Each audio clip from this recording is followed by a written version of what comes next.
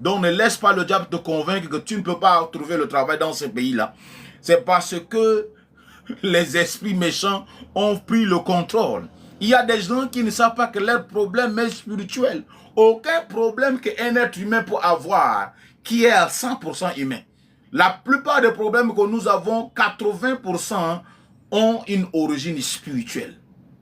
C'est pourquoi les esprits méchants peuvent frustrer quelqu'un, peuvent frustrer un chrétien, peuvent frustrer même un homme de Dieu et le maintenir dans la captivité. Alléluia. Les esprits méchants peuvent frustrer quelqu'un. Alléluia.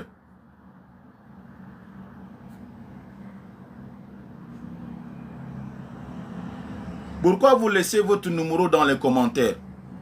Si vous êtes un vrai homme de Dieu là, pourquoi vous faites ce genre de choses? Votre numéro là, c'est pour en faire quoi? Des fois là, vous ne savez pas ce que vous cherchez ou bien. Hein? Ça c'est quoi, mon frère? Vous dites que vous êtes un serviteur de Dieu et vous faites ce genre de choses. Vous laissez votre numéro dans le commentaire là. Vous voulez qu'on puisse bloquer, signaler mon live. C'est pas bien.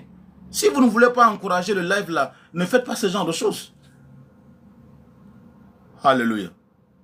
Donc je dis souvent que le monde dans lequel nous sommes là est influencé à 80% par des réalités spirituelles. C'est comme ça que certains chrétiens, ils prient, ils jeûnent, ils prient.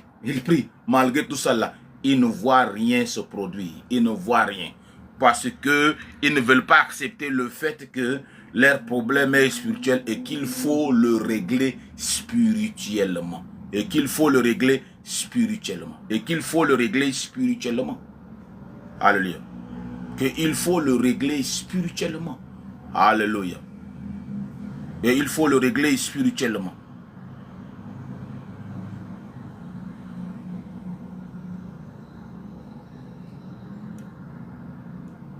Il faut le régler spirituellement. Amen.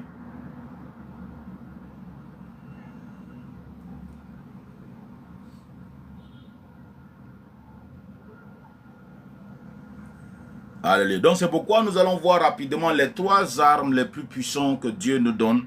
Amen. Les 3 armes les plus puissantes que Dieu nous donne. Alléluia.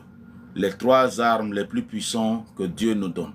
Les 3 armes les plus puissantes qui nous aident à dominer et à résister au monde des ténèbres. La première arme la plus puissante que tu peux utiliser contre le monde des ténèbres, c'est le nom de Jésus-Christ de Nazareth. Beaucoup de chrétiens, le nom de Christ est devenu un nom ordinaire dans leur bouche. Alors que ne sachant pas que ce nom-là a un pouvoir terrible dans le monde des ténèbres. Dans le monde des ténèbres, ils connaissent la valeur de son nom. Ils connaissent la valeur de son nom. Ils connaissent la valeur de son nom. Dans le monde des esprits, ils connaissent la valeur de son nom. Amen. C'est pourquoi lorsque vous faites face à des réalités mystiques, des réalités spirituelles, levez-vous au milieu de la nuit, à n'importe quelle heure, déclarez au nom de Jésus-Christ. Parce que la Bible dit, Dieu lui a donné un nom qui est au-dessus de tout nom. Peu importe le rang d'un démon, le nom de Christ le fait fléchir. Le nom de Christ fait fléchir tout système démoniaque. Le nom de Christ peut créer un chaos dans le monde des ténèbres. Ça dépend de qui invoque son nom. Aujourd'hui, beaucoup de chrétiens, le nom de Christ n'a pas de valeur dans leur bouche. Parce qu'ils n'ont aucune relation avec ce nom-là. Il y a des gens qui prétendent, disent que nous sommes des chrétiens. Alléluia. Et qu'ils pensent que c'est parce que le fait que tu mets l'épée dans une église, que quand tu vas dire au nom de Christ, ce nom-là va agir en ta faveur. Non, c'est une question de connexion. C'est comme ça qu'un jour, les fils de Séva, le diable les a trompés. Ils ont vu quelqu'un possédé par les démons, par les esprits méchants. Alléluia. Et ils sont allés, ils ont dit, nous te chassons au nom de Jésus-Christ que Paul le prêche. Le démon, avant de s'acharner sur eux et de les fouetter correctement, le démon va les poser la question, je connais qui est Paul et je connais qui est Jésus-Christ de Nazareth. En tant que chrétien, en tant qu'enfant de Dieu, serviteur de Dieu, vous devez lier votre identité. Votre identité doit être cachée dans le nom de Christ. Alléluia. Quand ton identité est cachée dans le nom de Christ, aucun démon de l'enfer peut résister ou faire de toi une victime. Aussi longtemps que vous avez une connexion claire, une connexion normale avec le nom de Jésus-Christ, aucun démon de l'enfer peut faire de vous une victime. Vous ne pouvez pas être victime de la méchanceté du diable et de la méchanceté des hommes. Shalom bien-aimé. Et de la méchanceté des hommes. Donc il faut apprendre à prendre ta responsabilité. Amen. Apprendre à prendre ta responsabilité spirituelle. Alléluia. Qui est de créer une connexion, de cacher ton identité dans le nom de Christ. Il y a beaucoup de chrétiens qui disent au nom de Christ, au nom de Christ, au nom de Christ, au nom de Christ, au nom de Christ. Amen. Malgré qu'ils pensent que c'est à force de prononcer ce nom-là, plusieurs fois qu'il y aura des impacts. Ça, c'est mensonge. C'est une question de connexion. Vous pouvez prononcer ce nom-là plusieurs fois, mais aussi longtemps que vous n'avez pas une connexion entre ce nom et vous, il n'y aura pas de l'effet. C'est la même chose qui était arrivée au fils de Séba. Je prie que ton identité soit cachée dans le nom de Christ. Que l'identité de ton ministère, de mon ministère, soit cachée dans le nom de Christ. Que nous soyons cachés dans le nom de Christ. Que nous soyons cachés dans le nom de Christ. Merci beaucoup, ma soeur. Alléluia. Que nous soyons cachés dans le nom de Jésus-Christ de Nazareth. Que notre identité soit cachée dans le nom de Christ. C'est ça le problème de beaucoup de chrétiens. Beaucoup de chrétiens, leur identité n'est pas cachée. C'est pourquoi Paul dit, si je vis, ce n'est plus moi qui vis. C'est Christ qui vit en moi. Alléluia.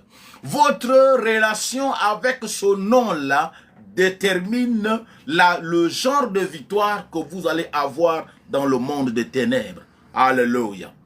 Le genre de victoire que vous allez avoir dans le monde. Je prie au nom de Christ que ce matin, que ton nom, ton identité soit cachée dans le nom de Christ. Alléluia. Au nom puissant de Christ. Amen. Maintenant, la deuxième arme la plus puissante qu'on utilise contre les forces du monde des ténèbres, alléluia, c'est le sang de l'agneau, le sang de Christ. Le sang d'Apocalypse 12, 11, il dit, ils l'ont vaincu à cause du sang de l'agneau et à cause de la parole de leur témoignage. Ils l'ont vaincu à cause du sang de l'agneau et à cause de la parole de leur témoignage. Le sang de Jésus-Christ, c'est l'arme la plus puissante qu'on peut utiliser ou qu'un chrétien peut utiliser contre les forces du mal, contre les forces des ténèbres. Alléluia. Donc, acceptez des fois de plaider le sang de Christ. Alléluia. Tout enseignement qui vous empêche de plaider le sang de Christ, cet enseignement-là vous met en danger. Il y a des pasteurs ignorants qui disent qu'on ne doit plus invoquer le sang de Christ. Ça, c'est mensonge. Ça, c'est un enseignement du puits de l'enfer. Alléluia. La Bible dit, ils l'ont vaincu à cause du sang de l'agneau et à cause de la parole de leur témoignage. Donc, frère, des fois, développe la capacité, dit, Seigneur, je couvre ma vie par le sang de Christ. Je couvre la vie de mes enfants par le sang de Christ. Je couvre mon ministère, je couvre mes finances, mes entreprises. Je couvre cela par le sang de l'agneau. Je couvre tout ce qui me concerne par le sang de Christ. Alléluia. Donc, il faut développer, il faut couvrir ta maison. Développe cette capacité-là. Souvent, alléluia. Amen. Il y a une puissance terrible dans le nom de Christ et dans le sang de Christ. Il y a la victoire dans le sang de Christ. Il y a la supériorité, la délivrance dans le sang de Christ. Apprends à utiliser le sang de l'agneau. Alléluia. Je déclare au nom